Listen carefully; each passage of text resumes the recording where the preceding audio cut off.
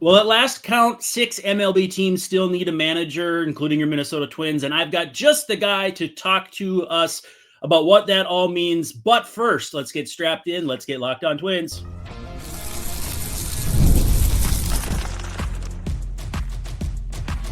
You are Locked On Twins, your daily Minnesota Twins podcast. Part of the Locked On Podcast Network, your team every day. Well, hello, hey, hi, how are ya? It's Locked On Twins. I'm your host, Brandon Warne, and I've been watching the Twins for 30 years, covered them for about half that long in some form or fashion. Greatly appreciate you making Locked On Twins your first listen every day. We're free and available wherever you get your podcasts, as well as on YouTube. And of course, as part of the Locked On Podcast Network, we're your team every day. If you're an everydayer, love to see you in the feed on YouTube or on Twitter, hitting me up, or 5-star reviews, chatting the YouTube stuff, all that stuff. If it feels like I'm rushing through the intro, it's because I am, because we've got a very, very special guest today. We're talking to a 7-year Twin, managed 5 years in the minors, never under 500, I might add, and a 2000 Olympic gold medalist, Mr. Doug Mientkiewicz. Doug, what's happening? Good morning. I want to start by saying if you hear dogs barking in the background, that's my 2 little rugrats, so I apologize in advance. Actually, I got one too. I got a schnauzer, so he'll probably be quiet. He's wearing his Christmas sweater right now, so he's not too happy. But we are absolutely delighted to have you. We all know your baseball acumen, but on the screen here on YouTube, if people are watching, it says the Dugout Podcast. Tell me what that's all about. My agent and I, Steve Hilliard, started talking about it. I've always loved to do it. I always thought about doing it. In today's world, I think it's therapeutic for me because I get to kind of wake up and give my own thoughts and if it leads to something, fantastic. But I really enjoy that part of it. I enjoy being able to talk the game. I haven't done many, but I'd love to get into the watch parties, like to have people interact. I really enjoy. It's funny on social media today. Everything's an argument, right? Like that's not it. I like talking to the game regardless of what your opinions are, and I love interacting with fans and trying to educate them on what it's like to not only be a player of the older generation, but it wasn't that long ago that I was managing these guys. So I understand both sides of it and try to give them that perspective. Well, we should try and make this a regular thing if we can work out details too, because I enjoy talking to you. If you enjoy talking and we can make something work, we'll have to discuss that another time. But I love that idea. You said watch alongs. I have actually, I've been telling people on the show, I've been watching a lot of games. I don't call it the old era because I don't want to offend anybody. But the old MSC, Dick Bramer, Tom Kelly, right on through to Gardy. And I learned something with every game I watch. It's incredible. And what I think would be fun is to say, listen, like hypothetically, hey, Doug, YouTube has your MLB debut on their, let's fire that up. You and I watch it together we use StreamYard here, and then you and I can discuss it. There are a few instances I've looked at. There's Paul Molitor's first game with the Twins back in '96, and a few others. So if that's something you'd want to do, we should do that sometime because I know that there's interest on this side, and it's fascinating to me that you brought that up because I think me watching a game, taking down some notes, and then saying, hey, press play on YouTube and we talk about it over the game while people watch it. There's a lot of value in that. I've seen that on wrestling podcasts, watching old 90s wrestling. We talked about AJ Pierzynski off the air. That's kind of where my mind goes with old wrestling. But yeah, I think it's a very fun concept. How many episodes, though, have you done with your show? 20, maybe 15, 20. Yeah. We started last year. I mean, to your point, I mean, I was already doing this. I remember when I was managing with the Twins, we had that big, beautiful auditorium we have in spring training now. And you're always trying to find different ways to educate and develop. And we have some mornings in Fort Myers, even at that time, where there's too much dew on the grass or it's rainy.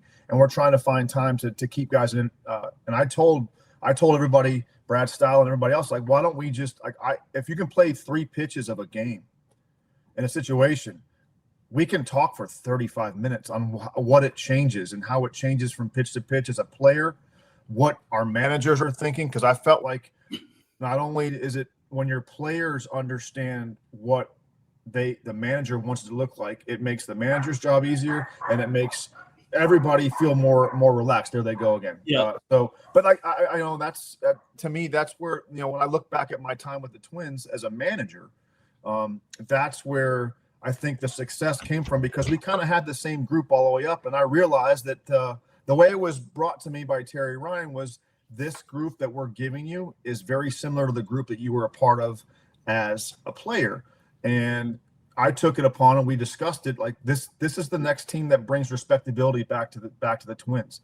And was I hard on them? Absolutely. Because I knew what it felt like as a player to have that on your back, to be like, hey, we're the next wave of guys that are going to start to win games again. And call it whatever you want. People say I'm difficult. No, I'm not difficult at all. I don't feel I'm difficult when you do the work when you work the way we work. I just want the best for everybody. I want the best for our organization. If that means working hard and working more than what we're supposed to, then so be it. Because I have a passion for how it's supposed to be done. And I have a passion for the place I was at. Well, it's a working man's ball game, and I mean, you outwork your opponent. You can win with inferior talent, and not to denigrate any of the Twins of the late '90s and early 2000s, but they outworked everybody, regardless of their talent level. And so, wanting to see the team that you are in charge of at any level do that is totally understandable. And I think when you look back on people who make us the most successful, not only in sports but in life, a lot of times it's people who are tough on us because they expected the most out of us. I mean, my mind goes to Tom Kelly with that. He was notoriously, in my understanding, granted, him far better. It wasn't fun. It wasn't fun going through. But here, I'll give you, I don't mean to cut you off, but no, I'll give you a good example. 18U, I've done, I think, 5 years in a row of the 18U national team, the USA national 18U team. Danny Hocking was the manager 1 year. Rick Eckstein has had it the last couple of years. Well, Kadire had it. So the funny thing is, when Kadire had it and when Denny had it, we had like 7 or 8 former Twins. And we would walk around, and as we were developing this team and teaching this team, there was a lot of Tom Kelly in there. And we would joke about it, like LaTroy. We'd bounce stuff off each other. Denny. The list went on. Jeff Rebele. Like, it was just a constant, like, we'd be like, oh my gosh, you sound just like him. I'm like, well, why wouldn't we? As much as it was hell to go through as a player, he wasn't wrong. And that's where, that's kind of how, like, we felt, and like the way he taught us was absolutely correct. You may not like the deliverance of it, but the end result was how we wanted it. And going into the teams I had, the one thing I take from my teams, I remember I heard this exact line from some people: your winning ways are getting in the way of development. And I thought, well, you guys think about it. You think it's just, I'm just trying to win games. For me, that's not it at all. I'm trying to get our guys to win a skill we're trying to learn in the development path. A pitcher winning his one-on-one matchup, a pitcher like mastering his mechanic. Well, that's a win. And if we put enough of those individual wins, the wins and losses will take care of themselves on the field. And I looked at it with the team that they gave me with Sano and Kepler and Barrios. The list goes on Polanco. If we didn't win, our prospects lost value. And It was more of it. We're supposed to win with this group. And the one thing I'll take from that group was, by the time we were finished, that team expected to win every game they put their jersey on. And that's a win at that level. And I felt like our guys they didn't care who the opponent was. They set a standard for themselves, and they held themselves to that standard. So which at the end of the day, like, I still watch with adoring eyes as a dad when I see Polanco in the ALCS and Garver and wherever my guys are. Byron in Minnesota putting it all together. Like, I have a sense of pride being that I was grateful to be around those guys when I was. TK holds the personal record for me for the only person I've ever called on a landline for a podcast. So that's one of my favorites. And when you call on Skype, you get a message that says, if you're a telemarketer, you have to hang up. And I'm like, oh boy, TK, that's hysterical. Because the phone interface on Skype is really difficult. So I'm like panicking. I'm not going to get TK, this huge guest, because I can't figure out how to skip through this, and hysterical. And before we go to our first pause, Greg Olson used to relay this hysterical story of Brent Brady. I don't know if you would have crossed over a little bit. Little first base outfield type. And I don't know if he popped up or he did something. And he comes back to the dugout, and TK says, "Are you having fun right now, son?" And Brady's just like, no, sir. And he said that was just like that was such a TK interaction, was like just very straight to the point, no BS, unfiltered. And There's he a said million that of stuff, them. There's a million Yeah. of them. I don't care if you don't play for us, just don't play for them. I love that. I love that. Keep the manager out of the game. I'll never forget my rookie year. The last game of the year was Molly's final game, and I got food poisoning. And my dad and John Russell, my manager through the minor leagues, always said, if your name's in the lineup, never take yourself out of it. And so I go out there and try to play, and it wasn't very good. And you remember the turf. In dirt, you can throw up and kind of like mix it in with the dirt. Yeah. There's no hiding it on the turf. I don't ever forget, I ran back out in like the fourth inning, and I threw up. And Tom Kelly takes his long walk out there, and he grabbed me, he goes, son, look around. I said, is there a lot of people here? I go, well, not really. He goes, that's right. And I go, and if you think they're going to come back next year when their first baseman's throwing up all over the turf, get the hell off the field. And so I was like, oh, okay, you're right. So there's many of them. There's so many of them that he has. But the one that sticks out with me, I don't care if you don't play for me, don't play for them. And that to me, I use that line to this day. Or, we used to joke around. He'd joke around with me sometimes and be like, hey, why don't you take, 2 weeks off and just not hit again? And it just to kind of make you smile and kind of make you just take a breath of fresh air to kind of like, okay, he's not wrong. But I don't like to hear it, but he's not wrong. And there's only one place to go but up.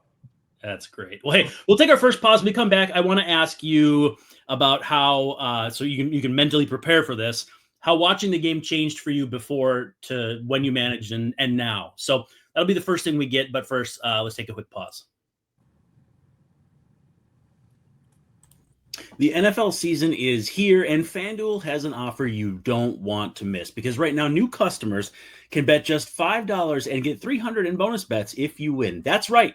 Pick a bet, put down $5, and if it hits, you'll unlock $300 in bonus bets to use across the app. Now, I've seen put down 5, get 100, 150, 200, 250, but never, ever have I seen 300. And I love how FanDuel gives me so many ways to play, whether it's a same game parlay, live action, you name it, FanDuel has got it. Makes watching football even more exciting. You're already watching the action. Why not get a little action on the action?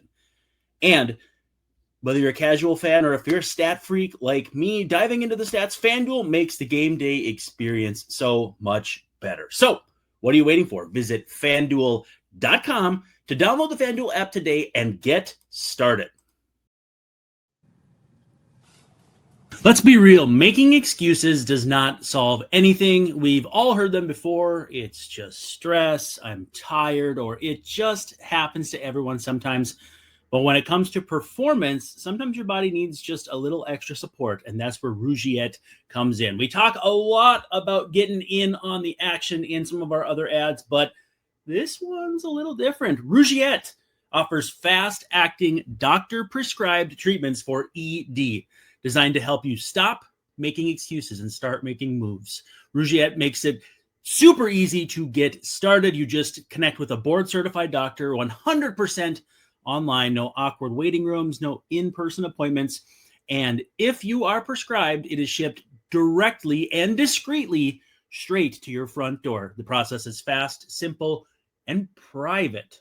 Maybe that's the most important one of all. And it's all handled by real doctors. It's all about confidence, baby, connection, and getting back to those moments that matter. Visit Rougiette.com/LockedOnMLB to get 15% off your first order.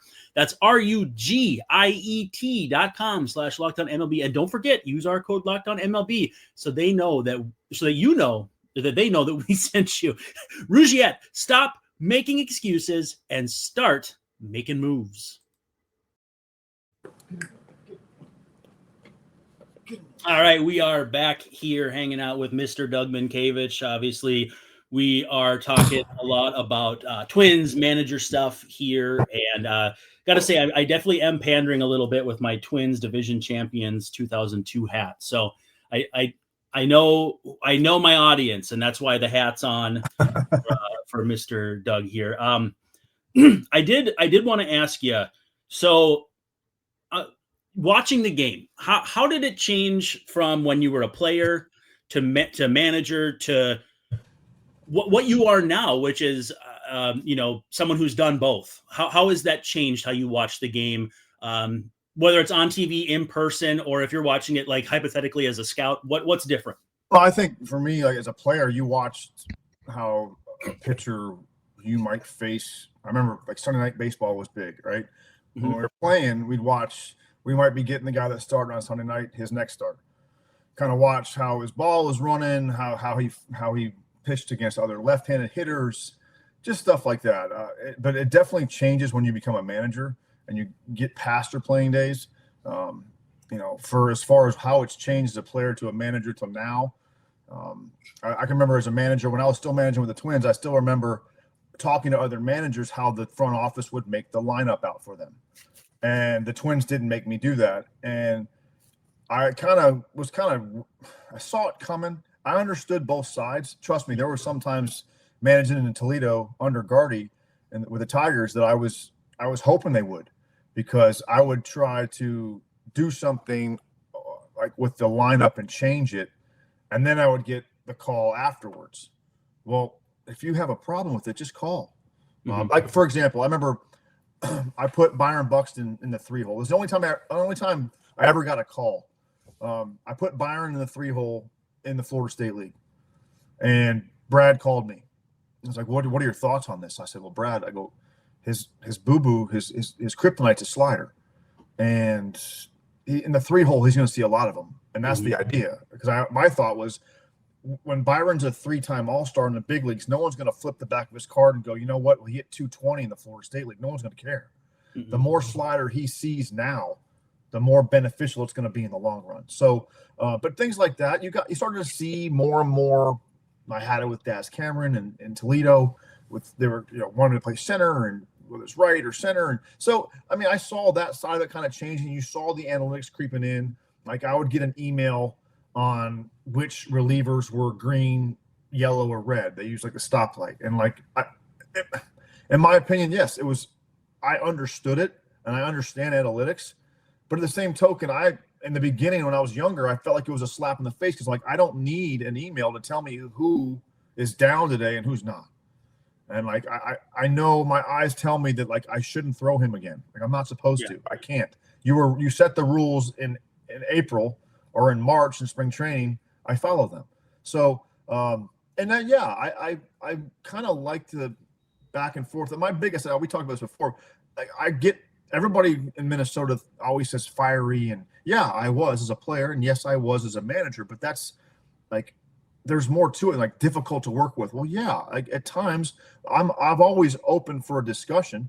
I've never really, like, there's some things I don't understand, and I'm like, I'm going to make you explain it to me. Mm-hmm. The funny thing is, I've had some guys in the Twin system that I didn't see eye to eye with, and once we started talking, we talk more now that we're not working for them than we did when we did. So, I appreciate the fiery as a player, and I appreciate the fiery as a manager, but that's not exactly, I feel like there's more. I think things through, and I use this line all the time with my players and in my life. There's a method to the madness. Like I have this thing mapped out in my head of a plan, whether it's an individual player or it's a team-oriented thing, whether I'm working for a high school or working for the USA team or working for a major league organization. Okay, I wanted to. This is a hypothetical that's kind of fun, because I've been talking through grades for Twins players this last year, and I mean they've been pretty ugly, because the guys who were left standing at the end of the year were not guys who'd been there all season long. Byron Buxton hit leadoff the bulk of the season, tremendous year, but in your opinion, if you're writing the lineup card, for me, Byron Buxton probably hits third. And the reason I say that is because his strengths are batting average, less on-base percentage, and slugging percentage. I want him driving in Alan Roden. I want him driving in Austin Martin. I want him driving in Luke Keisho. But with that said, every spot down in the order, you lose like 15 plate appearances over the course of the year. So there is some of that juggling to do. In your lineup, where does Byron Buxton hit? I think Byron's earned the right. Where do you feel most comfortable? Sure. Where do you want to hit? And then he says a spot, and we talk about it. Right? I have a spot that I might have him want him in a different spot, and we'll talk about it, and we'll compromise. Now, but you see the game change completely. I mean, I think Gardy did it first. Go back to Jock Jones. You know, Gardy's answer was like, "Heck, I'd rather be up 1-0 and worry about being on base." Jock can leave the, and there's something to be said about making a pitcher the second he leaves the bullpen. I better have my A game, otherwise it's going to be 1-0. Schwarber hit leadoff for the Phillies for a year or longer. So the transition, Ohtani hits leadoff for the Dodgers. So there's a change in theory to that. You look at too, and there's some things that I also, most fans don't quite understand. There's a longevity thing too. Like, yes, Byron has the ability to probably steal 30, 40 bases, but do we want that wear and tear on his legs? Byron Buxton availability is better than the alternative. That extra stolen base at a time, that's where, I trust me, in the minor leagues, I would have to force him to go. I would beg him to go. I'd give him the sign. He'd look at me and I'm like, I don't care. I remember one game in particular, in a playoff game, I literally walked halfway between third base and the pitcher's mound because he wouldn't run. I mean, don't get me wrong. The pitcher was quick to the plate, but we had to force the issue. We were down a run, and it was like, Byron, what do you think the pitcher's heart rate is with you at first base? What do you think the catcher's heart rate is with you at first base? He's like, well, what if I get thrown out? I go, well, if he executes the play and throws a ball right on the bag, you know what we do? We tip our cap. And the next time you get him first, guess what? We're going again because we wanted reps. We wanted you to learn when to go and when not to go. And that's a little bit different in the major leagues than it is the minor leagues. But the point is, sometimes you got to force them to do things that they don't really feel comfortable doing to get to the point where it doesn't matter where you hit. Now, Byron looking into it, like I said, to me, Byron has earned the right to be asked where you feel the most comfortable. I think that's a great way to sum up my point of view from outside the game, statistics, whatever, versus the interpersonal communication mixed with what's best for the team. I think that's a wonderful, and that's the development side of it. That's the development side of it. That's what's getting lost in the shuffle in all MLB organizations. The development of how they're going up. Now, to me, that's where you put Byron in 4 or 5 different spots in the minor leagues to make him feel comfortable, to make him understand that one game, just because they told us, I mean, we knew it going up that we might hit third for Salt Lake or New Britain. We ain't hitting third in the big leagues, not right away. I mean, there's a guy named Paul Mahler when I got up there. He was pretty damn good. So the point is, like, just because I think sometimes I'll go back to when Terry hired me. He goes, he hired me and Chad Allen in the same year. And they told us both, when we start to do things developmental wise that aren't the same as the way we brought you guys up, you need to tell us. And when we told them, we kind of got in a little bit of heat for it. But it's like, again, I'm not trying to become combative. I'm trying to do what you told me to do. And yes, and do I agree with the way we were brought up? Not 1,000%, but it worked. There's some stability things that we did that we kept moving, and we kept moving together. And Larry Corrigan and those guys that we had in the minor leagues, that's development. That's to me, it's really hard to develop players in the big leagues. The level's too fast. It's too fast to figure out. It's too fast to really change a ton. You can make minor tweaks. You can still keep coaching, of course, but the developmental stage is where most of this should be taken care of.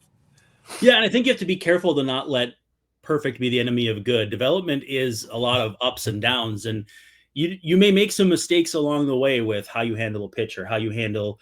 I mean, look at Torrey, up down guy for a little while. Buxton, up down guy. Some of your best players in franchise history were up down guys, and then you got Kirby, who came up to the major leagues and never went back really. There's no one way, and I think that's another thing too, where one size fits all for player development just is. It's like the question that they always ask me. They always ask me at every level. It's the magic question. When you get to AAA, is he ready for the big leagues? My answer to every time it was, I don't know. I can't tell you. I know what I don't know. I can't tell you what he's going to do when there's an added deck to the stadium and when he's facing his guy he's had posters on his wall his whole life. I do know that he's mastered the level that I'm at. and there's only one more place to go. So to put that, I learned that over experience going, you know what, when you say, oh my gosh, he's definitely ready. No, we don't quite know that yet. Yeah. It goes back to, let's put it this way. I knew the group that I had leaving Chattanooga was ready for the big leagues. Were they going to be successful right away? No, because no one really is. Like you just said, 90% of the great players go up and down. It's just an example of, I got lambasted for how that group went and played their rookie year. And that, and I got crushed for the developmental, how I was short, like I didn't do enough. And then the next year, where are they in the first day of the playoffs? They're standing on the third baseline in Yankee Stadium playing the Yankees in the playoffs. Same team, same exact players, just the game slowed down for them collectively, just the same way it did for us from 99 to 2000 to 2001 to 2002. Yeah, I mean, Kirby needed a couple hundred games to become a home run hitter, and he's considered one of the all-time greats in Twins history. Let's do this. Let's pause. I got so much more I got to get to, so I'm going to try be as timely as possible. But I'm going to ask you when we come back, what you think a fit, or like what type of manager will be the best fit with what the Twins are looking for, and if a certain teammate of yours is a good fit that way. And then maybe what your ideal fit would be if you could get back into MLB, what that would look like. This episode is brought to you by Prize Picks. Every day we make decisions, but on Prize Picks, being right can actually get you paid. Don't miss the excitement of this football season with Prize Picks, where it's good to be right. Playing Prize Picks is such a fun, simple way to add more excitement to football. You just pick more or less on player projections like Josh Allen's passing yards, Saquon Barkley's rushing for a touchdown or not, all that sort of stuff, and you're in the game. I love how quick it is too. Less than a minute and you have a lineup. That's faster than you brew your coffee every morning. And also they just added stacks. So if I want to ride with a player, I can select their passing yards, rushing yards, and touchdowns all in one lineup, hoping that Jalen Hurts hits all of the unders this weekend against the Vikings. And it's also fun to follow other players in the app and copy their lineups with just one click. If you want to do that, I want to have my own lineup. But if you have someone else that you want to emulate because it's the sincerest form of flattery, then that's what you want to do.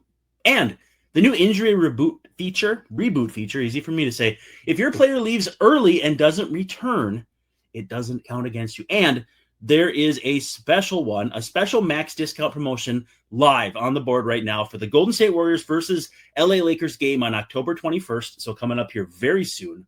Steph Curry is discounted to only needing more than a half a point to win.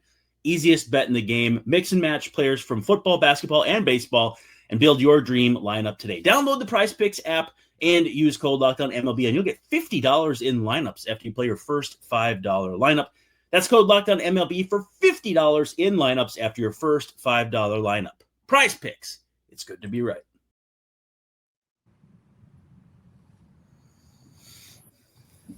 All right, coming full circle here. Locked On Twins, Brandon Warne, Doug Mientkiewicz. Before we get to that, make sure that you checked out for your second listen every day. We're your first listen.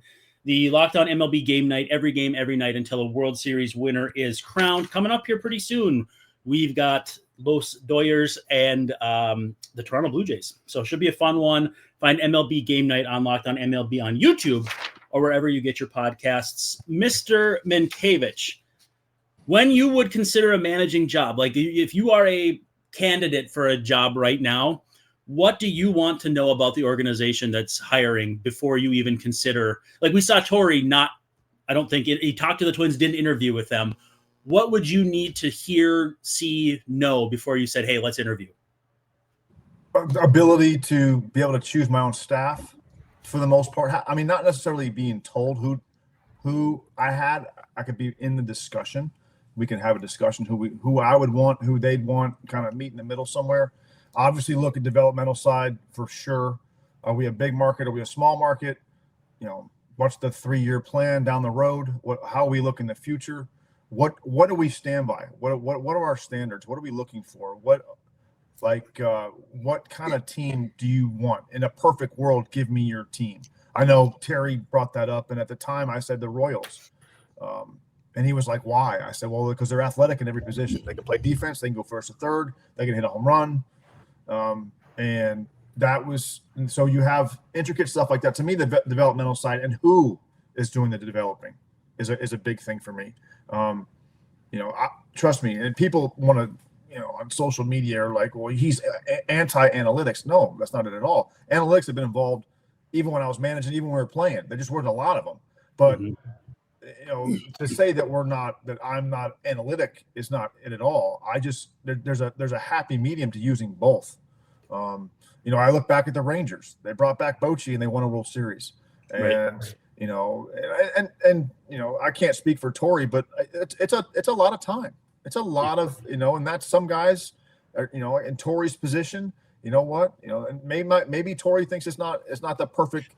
He's made a lot of money playing baseball. Yeah. Like I never understood him, Beltran. Do those guys really need to manage? Granted, Beltran really didn't manage, but the guys that made all that money, Pujols, it'd be hard for me to take a managerial job after that. You have to understand though, like we have, I can speak for myself in this regard. Like there's things we talked about this off the air. There's things that were handed down to us that we want to hand down to the next generation. Yeah. There's more to that than money. It's not like that's why I got back into coaching. It wasn't because of the salary I was making in the minor leagues or because I wanted to better myself to become a big league manager. I just wanted to give back the way the guys that I played under and the guys that were the veteran guys.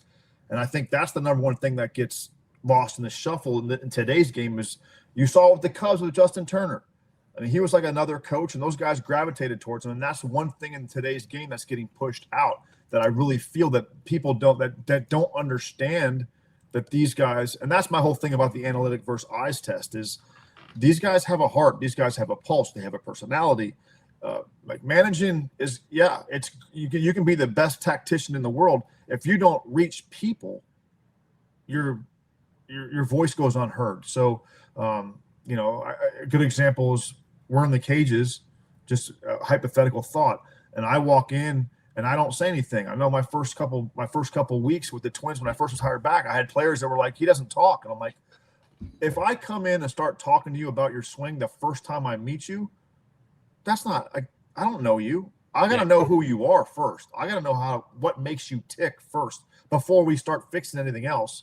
I need to know your personality before. And because trust me, the last thing you wanted, it wasn't that long ago as a player when you had those coaches that overcoached. When they walked towards you and they started coming to you, you're like, oh my gosh, and you started walking out of the cage, or all you heard was the old school Charlie Brown teacher, blah, blah. That's all you heard. So, you got to get to know the guys, what makes them tick, what makes them work, how to reach each individual. That goes a long way more than really what you're teaching. So, just to be able to have a discussion where both sides are heard. It's definitely different. I mean, it's different. I think everybody knows how much more involved the front office is with daily moves that go on at the major league level. And they're going to try to tell you it doesn't work that way. It does. It really does. And that's okay because it always has been. It's just I've seen it successful on both ends. So it can definitely work. You just got to have to be able to it's a fine mixture of who you hire and your analytic department and your front office working together. Is it, are we still doing okay on time? I can ask you a couple more? Of course. Okay. What sort of manager, in your opinion, would best suit the Twins? Now, the reason I ask this, because I know all managers are created differently, but I just mean we do from at least my side see like you've got the Bruce Bochy who's been around a while, the veteran, the guy who's done it before. Someone that comes to mind would be, Scott Service, who hasn't won at the level that Bochy has, but is a guy who would be a second time around the block kind of guy. Or do you want someone young to grow with the team? We've seen that with the Twins. I mean, TK, young manager, Rocco Baldelli, younger manager, Paul Molitor, the veteran who hadn't managed, but had the acumen, had the accolades. Like, do you see any sort of archetype? Or archetype, I don't know if I never get that word right, for what might make the most sense? It just depends. Like you just brought up good points. That's where I don't want to talk about me, but I have my experience of it. Like I look back to Tom Kelly, you brought it up. He came up with that group with Herbie and Puck and the list goes on, and they had success. Gardy, same thing. We played under Gardy with Tom Kelly was a manager, turned it over to him. that's where I felt like for me, that time, you said it perfectly, with that group of players, I made more sense than Molly did. And now Molly would have been a phenomenal pick for the Bomba squad, more veteran-laden group. I had a good example. Here's a good example. I had this discussion with Molly at one point when he was managing the big league team, and he had the Kepler and everybody. And I said, he's like, I'm having trouble reaching Max. And I said, well, it takes a while. It took me 4 years. But the example was where if Max made a mistake on the bases and Max ran by Molly and Molly didn't say anything. And so Max went down to the end of the bench and was like, oh my gosh, I'm getting sent down. I'm getting released. He's not talking to me. And I said, Molly, I used the phrase of like, wait till your father comes home. As a kid, that was the scariest words you ever heard. And when your dad came home and he talked to you about it, it wasn't so bad. You made it much worse in your head. I said, Molly, they're used to me going to them right away. What'd you see? I'm not yelling at them. What'd you see? You tell me what you saw and we'll fix it. So like they think of you as Yoda. And I always said Molly is like the Yoda of baseball. I thought I paid attention to the game and he's at a whole other level than I was.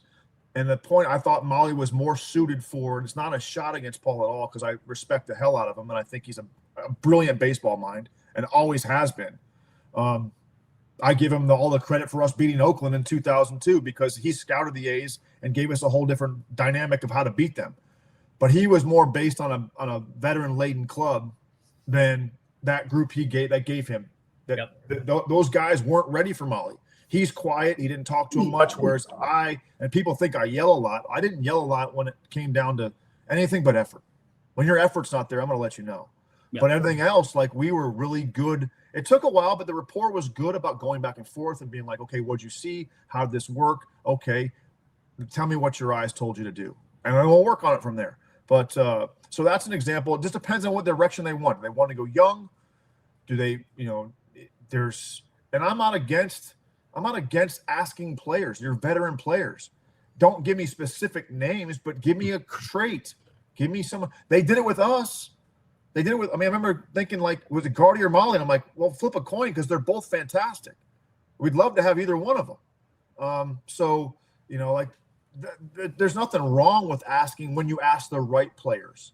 You can't just ask anybody, but you got to have the guys you trust to be like, hey, you know what? This is what we're looking at these guys. Did you have a positive or negative to this? And let me hear it. Okay. I want to put a real life current level thought on this, but like the Brewers have kind of flipped the script with the game today. They're that athletic team, player development, a lot of things that teams might want to be, but it's kind of countercultural to what's going on in the game today. Should the Twins do something like that at manager, like something that's a little less conventional? The reason I ask is because there is this perception that teams are by and large becoming run by the front office. The manager's just a conduit. Is there a way the Twins could flip the script? Now, I'm aware that the front office power structure is the same, so it would probably fly in the face of how the Twins are viewed across the landscape. But is there a way the Twins can do that? Yeah, I mean, like you look at the Blue Jays. I managed against Schneider and A-Ball. It wasn't magical Casey Stengel, but you look what they gave him. They gave him DeMarlo Hale, Don Mattingly as bench coach, Hopkins as hitting coach. Look at the Tony Vitello thing in the Giants.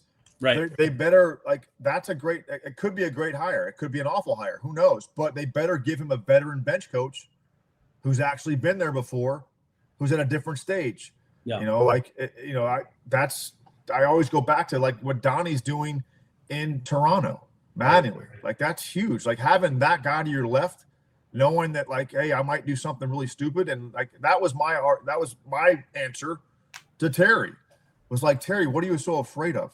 Like, I want the guys around me that aren't afraid to tell me, Doug, that's a really bad idea. They better give me a reason, but I want guys around me who are strong enough to say, look, Skip, that's a really crappy idea, and give me a reason. Yeah, I think Jace Tingler being a candidate for bench coach after bench coaching for the Twins and managing for the Padres before under Vitello could be interesting. And again, baseball rewards the bold. It rewards the ones who try things different and want to be different than everybody else. And not everywhere. What's that?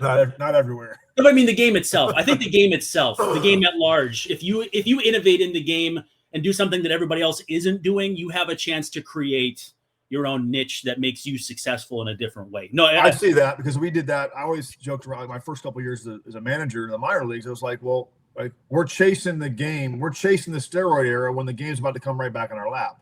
Yep. And like they're kind of doing that now. You've seen the Blue Jays more like, again, they're talking about they make contact. Well, people in today's world, the newer age baseball think contact's a bad thing. Like I didn't say soft contact, I said contact. You look at the Brewers, they put the ball in play more than anybody else. The Blue Jays, they're the best two-strike hitting team in the Major League Baseball. So, and they're in the World Series. Now they're going up against the Dodgers, but the Dodgers are more multifaceted, and that's how I looked at it. I would want an offense and a team that's multifaceted, meaning like we can hit the ball over the fence, but we can also, if push comes to shove, we can play. We can scratch out one run when needed. We can run the bases aggressively. You're starting to see the back starting pitching become a lot more important than it has been. There's a difference between, look at the Yankees. They're built to get to October. They're not built to win it. So there's two, and that was my argument in the Twins also. They're like, Doug, you got to get to the October to win it. I said, yes, of course. But if you built the team that's going to win in October, you're going to get to October. And I don't want to just get there. I want to finish the sentence. And that's something that not everybody can think that way. I understand that, but you can't knock our vision to get this right and want to push forward and want to see that. And I'll take this to my grave. I really felt that the group that I managed in the minor leagues had enough to win a World Series. I think you're right. Honestly, I mean, I covered those guys, so I tend to agree. Maybe I'm a little biased because of my proximity, but I watched them compete against guys that have won World Series. Yeah, and we beat them every year at every level on the way up. So, they had the right makeup. They had the right makeup to finish things. They didn't have to be the most talented, but together I saw so many similarities to our group, and I feel the same way about my group in 2002. It still keeps us up at night. We still talk about it, how we let one slip away and not bringing a World Series to Minnesota in 2002. I mean, that team had that team, I think, collectively wore you down. Yep. And just like that group with Polanco and Rosario and Sano and Garver, those guys wore you down. Like they just believe that you can't, like they felt like they were always in the game. And that's something you can't take away. When you pulled pieces out, the machine didn't work. But when the pieces were all together, the machine was pretty damn good. Would Nick Punto be that kind of manager to flip the script? It depends. It depends on like what direction do you have the Twins? I think Nick could do a good job. He's fiery. That's what, it's the antithesis. I think sometimes in sports in general, we go from one extreme to the other. Pendulum, go the pendulum swing. You never settle in the middle. I would be a little bit like what's wrong with Toby? True. What's wrong with Toby? Like he was bred into this thing. They don't do that much anymore though, where they bring up the AAA manager, I suppose. The Blue Jays did it. They're in the World Series. Yeah. No, I mean it's again. They did it. Pat Murphy did it.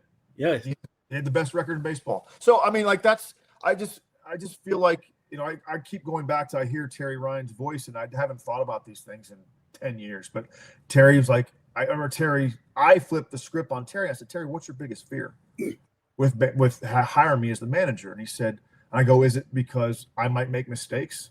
And I said, Terry, I'm going to stop you right there. I am going to make mistakes.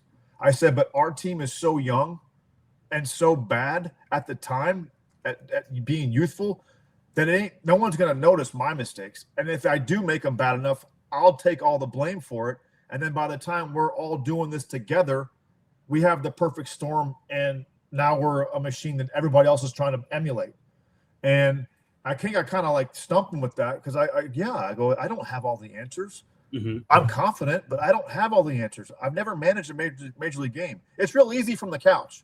Sure. It's a lot easier from the couch, but you have your thoughts and you have your, you map it out. That's where the difference in the game today is. I'm looking at it as because I'm one class away from graduating because I want to get back into it, but I want to coach college baseball. So that never changes. That manager of managing a game never stops, and you're just trying to you think about it, and you kind of it gets the blood flowing again, especially in October, because you want to see, because you know that these guys are up against it, and that's the beauty of this game. That's the beauty of baseball, that the other side that people don't really see. Well, that's actually a really good transition to my final question for you, and it's if you were given one opportunity to say, I want this job, I'm not talking specifics necessarily, but ideally, Doug Mientkiewicz would be doing what in baseball right now? Oof. Right now? Well, because you said college. I mean, would you rather manage in the college or coach in college? I don't know if they call it management. I'd rather. I mean, right now, I'm open to a lot of things, but that's why I'm finishing my degree, because I actually want to try to win a College World Series. It's the one thing that's avoided me. Mm-hmm. I think of special assistant to the GM. I think of field coordinator. I love the development start. I love the development part. I miss that. I miss helping. I miss teaching. I have my high school stuff that I'm still doing.